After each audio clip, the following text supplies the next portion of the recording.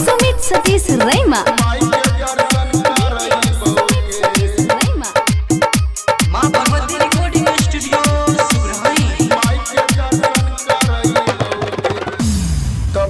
से